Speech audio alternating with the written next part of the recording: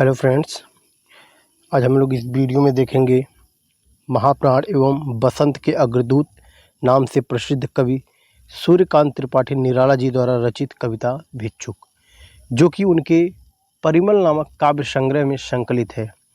तो सबसे पहले हम भिक्षुक जो कविता है उसका सार समझ लेते हैं, यानी उस कविता में है क्या।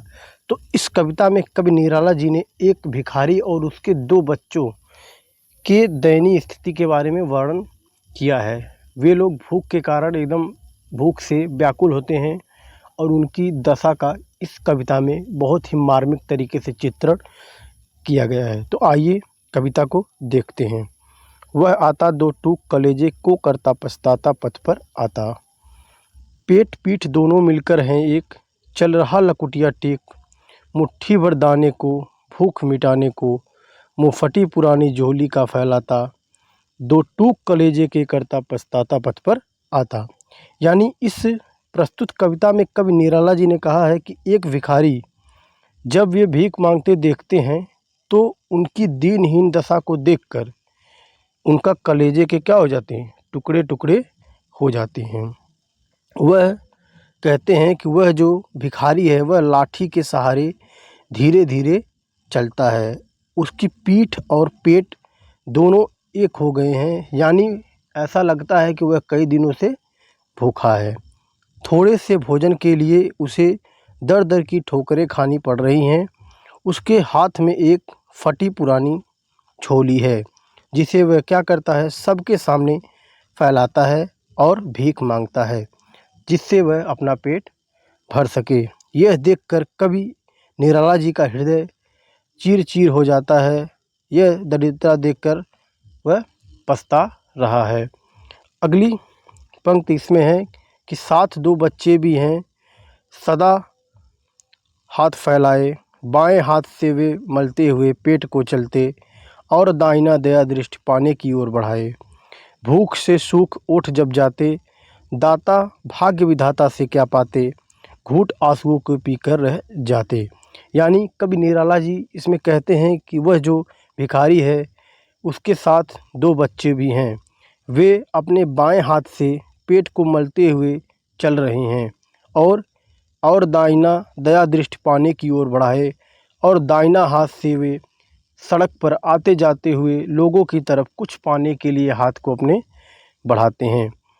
भूख से सूख ओठ जब जाते और भूख की वजह से उनके ओठ जब सूख जाते हैं तो वे अपने आंसुओं को पीकर रह जाती हैं। ऐसा लगता है कि मानो बच्चों की दशा को देखकर किसी को भी दया उन पर नहीं आती है और किसी ने उनको खाने के लिए कुछ भी नहीं दिया है। अतः कवि उनकी दशा को देखकर क्या हो जाते हैं, द्रवित हो जाते हैं।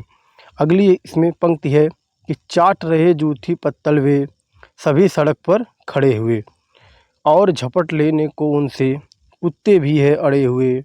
ठहरो अहो मेरे हृदय में है अमृत, मैं सींच दूंगा, अभिमन्यु जैसे हो सकोगे तुम, तुम्हारे दुख मैं अपने हृदय में खींच लूँगा।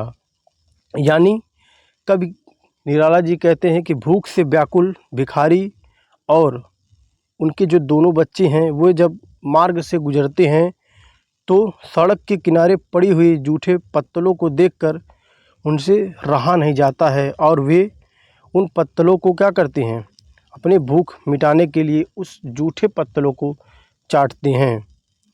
वे और झपट लेने को उनसे कुत्ते भी हैं अड़े हुए और उस पत्तलों पर कुत्ते भी अपनी भूख मिटाने के लिए उस पर क्या कर रहे हैं, टूट पड़ रहे हैं। कवि यह देखकर अत्यंत द्रवित हो उठता है और कवि कहते हैं कि अहो मेरे हृदय में है अमृत, मैं सींच दूंगा। यानी कवि कहते हैं कि मेरे हृदय में यह देखकर मेरा हृदय द्रवित उठता है और मैं इस बात के लिए चिंतित हूँ कि वह उनके दुख दर्द को बांटेंगे और इनका दर्द दूर करेंगे। तो यह कविता आपको कैसी लगी? यदि कविता आपको अच्छी लगी हो तो वीडियो को लाइक करें और चैनल को सब्सक्राइब ज़रूर करें। इस तरह के कविता को पाने के लिए आप चैनल को सब्सक्राइब करें और चैनल पर बने रहें। आपको इस तरह की कविताएं मिलती रहेंगी। Thank you, bye.